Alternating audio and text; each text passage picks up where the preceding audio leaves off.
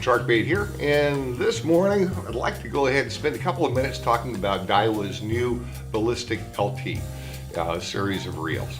The Ballistics have been in Daiwa's line for several years. They made a change. They introduced it HiCast 2017 in Orlando, Florida, introducing the LT versions, or the light versions. I have to say, the Ballistics have become a favored reel of, the guys that work here that do some inshore and surf fishing. Beta, especially at the Huntington Beach location, it could be described as the king of corbs. He goes after the corbina pretty hard, and it's an interesting quarry. Pretty specialized, pretty unique, but he'll typically hit that a few days a week before coming into work. And he'll make some bait, get the ghost shrimp going, or whatever. But he puts a lot of time in on the saltwater side. And he's gone through a lot of different reels over the years. When Lexa series was introduced, the spinners, he went to those. And I heard back from one of our clients, and then also Beta echoed, that he was going through some parts on those, hard to keep them running well, given heavy saltwater use, and they're bound to get wet. They're bound to get saltwater intrusion. As it turned out, the Lexa bait casters are built much more ruggedly and more appropriately for saltwater application, where the older Lexa spinners were not. And so he shifted to the Ballistics, and they were trouble-free. They worked very, very well. They had the right bearings. They made use of some of the CRBVs, or the anti-corrosion bearings, that Daiwa introduced many, many years ago. The new series of Ballistics takes that anti-corrosive step further, and they incorporate the Mag Seal, which is basically a magnetic oil. I used to work in the hi-fi industry, consumer electronics, for many years.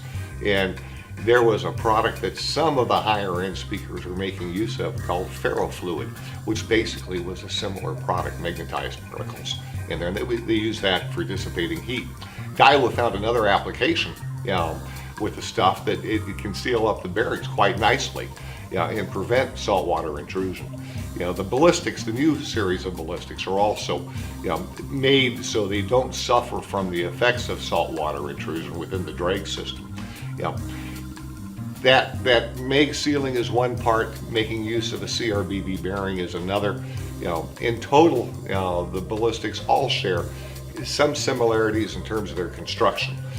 They are a 7-bearing reel. Basically, that's 6 bearings plus a roller bearing. And one of those 5 key bearings will be making use of the CRBV material. So you have the use of the Mag Seal. You also have a drag system that's made to stay dry,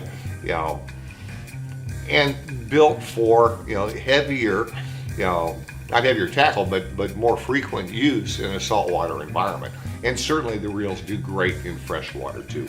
The Ballistics are available in a number of different sizes, and we'll go through that. And when they say LT are light, they absolutely mean it. These little guys are very, very low in mass. And they owe part of that, probably the majority, to the frame construction. It's a new material that Daiwa has been running with a little bit called Zion, Z-A-I-O-N. I don't know where they get these names, but basically it's a carbon fiber type material. There are no doubt some other differences to it that go straight over my head. All I know, and I'm not a gearhead, but all I know is that they're very, very light, and they perform well for years in saltwater use. Daiwa's always made a great spinner, and these guys certainly take that to another level. Pricing is reasonable for what they are. They're not a disposable. This is a reel you'll fish for years, but they run over 2 bills, less than $250 and over $200. I don't know, 2 1/4, something like that. But very smooth, just ridiculously smooth, and you have to feel them to understand that, just on how smooth these doggone things are. But we'll take a look at those a little bit more closely in just a minute. But first, let's have a commercial word from our sponsors. The sponsor of today is Sol. What's so great about Sol? Well, sorry. You might notice I've had a little bit more chopping done. You know, you get out in salt water a lot, you're going to get, you know, the effects of the sun. So here I've got a dab of this stuff square on my finger, and this is the reason why I'm so high on this stuff and why I brought it in. And of course, the folks here always laugh, oh, market sunscreen. We've been selling this stuff for probably, gosh, got to be 10 years, and the reason that we do is this. I'm putting this stuff right on my stinking eye. Well, what the heck, let's put it on both of them. Normally, if you were to do that, you'd be tearing up like stinking crazy. I'm not. That's why this stuff is great. It's using little microparticles of basically a sunscreen product that, you know, the surfer guys, you used to see them put the white stuff on their nose. This is the same stuff in microparticles. You put it on, it stays on, it deals with water just great, and I don't tear up. You won't tear up. And you know, you put sunscreen on your forehead and stuff, it's going to get into your eyes. This stuff, you can put it square into your eyes and it's not going to tear up. Okay, that's our commercial announcement. Let's go back to the Daiwas. Okay, I think I wiped most of this stuff out of my eyes. Amazing stuff, you know, to be able to put a sunscreen on like that and not tear up in your eyes. It's amazing, and the stuff will stay on all day. It really will. I put it on before going out, you know, on a long-range trip or whatever. I'll put it on when I'm down, you know, below in my bunk, in the room, and then I'll put that stuff on, and I'll come out looking like a ghost. And then, you know, by the time the fishing starts up, I'm good to go. Yeah, and it stays on all day. I don't have to keep on putting the stuff on it. My God, I've had enough stuff cut off of me over the years. You spend a lot of time out and, you know, on a boat, you know, fishing, not taking care of yourself, and you pay a price down the road. And for me, yeah, I have. I've had plenty of stuff cut from the top of my head, side, chest, your shoulders, or wherever. I wish I'd discovered this whole stuff a lot sooner. And I use it regularly, yeah, at this point. Imagine that. I'm not even tearing or blinking. It's pretty amazing. Pretty amazing stuff. Okay, back to the Daiwas. Okay, this is the lineup, and basically you've got 6 reels. You can call it 7 because one of the models is available in 2 different gear ratios. In general, these are 5-to-1 in terms of the gearing. They'll range on the largest piece, which is a model 6000. These guys are 5.1-to-1 in terms of gear ratio. One size down at the 5000 and the 4000, you're at 5.2-to-1, and then you're at 5.3-to-1 for the 2500s and the 3000s. And the little tiny one, this little guy right here, the 1000, that's a 5.2. Now, the 2500, which is the next size up, is available 2 ways. It's either going to be a 5.3-to-1, or they make an XH version, or extra heavy, I would imagine. I don't know. Which is a 6.2. Call it fast. I don't know where XH comes out of it. You probably have more power at the heavier end of the 5.3. But if you want a 6-to-1 instead of a 5-to-1, you can always go for the XH version. For my application, and for Beta's application, most guys fishing bait, for instance, the lower gear ratio is going to be preference. And it is plenty fast enough, to deal with an artificial. But you do have a 6.2-to-1 available if you are, so inclined. You do pick up, maybe a couple more inches per crank of the handle. I think the difference between a standard 2500, maybe you're getting 30 inches per crank. Maybe you pick up 34 inches per crank. So, you do have a little bit more to work with. Let's see, that covers the gearing. In terms of weight, geez Louise. This little guy, okay, this is the 1000, and it's just about as cute as you can get. It really is a neat little piece. Super, super light. I don't care if it's fresh or salt water. That's a beautiful little reel, and it feels so nice. It's so smooth. Of course, it operates in both directions. You flip a little switch here on the back side, boom, and now it's one way. So just bringing the line in. Weight, less than 6 ounces for the little guy. And they don't get all that much heavier.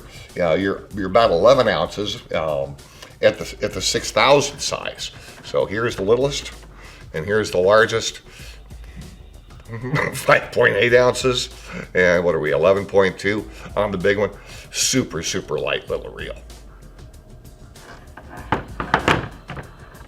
And we should talk about line capacity a little bit too. It is surprising how much line will actually fit on these guys. in terms of the mono world, on the little 1000, if you were to work 4-pound line, which is typically what Beta is doing for the Corbs, 4 is probably most common. You have 220 yards to work with at 4 pound, 140 at 6. How much line capacity do you really need on a small inshore reel like that, freshwater or saltwater? 220 of 4. That's pretty natural. That's not too bad at all. When you bump up to the 2500. Well, now we're at 220 of 8, so basically you can call it double the capacity that way. Not too shabby. So 20 pound, the biggest model here, okay. If you want to put 20 pound mono, we're talking, not braid, you're at 270 yards. That's very, very respectable line capacity, at 20 pound. It's a deep spool, it's nicely cut that way. So nice line capacity, 220 pretty much across the board. I'll go over those numbers one more time. On the little 1000, 4-pound test, 220 yards. On a 2500 size, 8-pound test, 220 yards. 3000, 12-pound test, 220 yards. Go to a 4000, okay, 16-pound test, 220. Pick up the 5000. Let's see here. You're at 16-pound test mono, which we don't see much of that. Let's say 15-pound, fat 15. You're going to be better than 250. Even at 20 pound, you're almost 200 yards. You could do a skinny mono and probably gain off of that. And then again, 200 or 20 pounds test line, you've got 270 yards on the 6000. Drag pressure. Well, drag wars. It's like wattage wars in stereo gear. As long as you've got sufficient drag to fish the line test you're fishing, and maybe a little bit extra, that's plenty good, guys. It really is. But these, reels have some numbers that kind of go well beyond that. That little tiny 1000 model, is made, for fishing light line. Let's say 4 pound. On the mono, heck, I might put 10 pound, even 12 pound braid on that piece and have the same capacity. It'll do 11 pounds worth of drag. And again, we're fishing the drag typically at up to 30% of the line test. Up to 30% of the line test.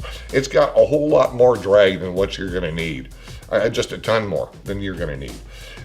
When we move up, all the other models are over 20 pounds of drag. Over 20. 22 pounds on a 2500. When you go to a 4000 size, it's at 26 pounds of drag, over 26 pounds of drag.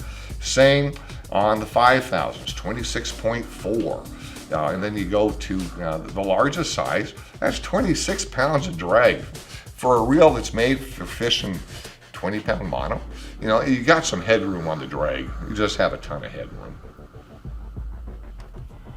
Now, again, I'm not a gearhead. I'm not taking these guys apart. Somebody else can do that.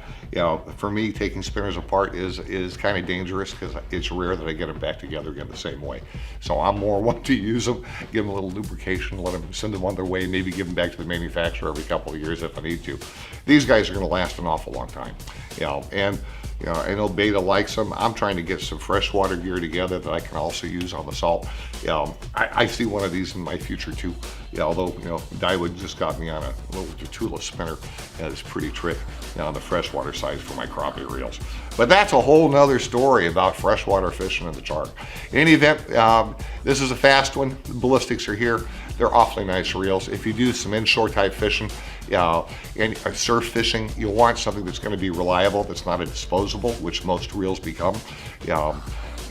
The ballistics really deserve a good look, and for anywhere from about 229 or so up to 249 for the largest size, that's pretty good value. I mean, you can spend less and make it be a disposable, but you're not going to get anything as really as light and smooth in operation as these guys, and nor as long-lived as the ballistics, given what they've done in terms of preventing the saltwater intrusion through the use of make steel, the CRBB bearing, as well as the other stainless bearings that are in there.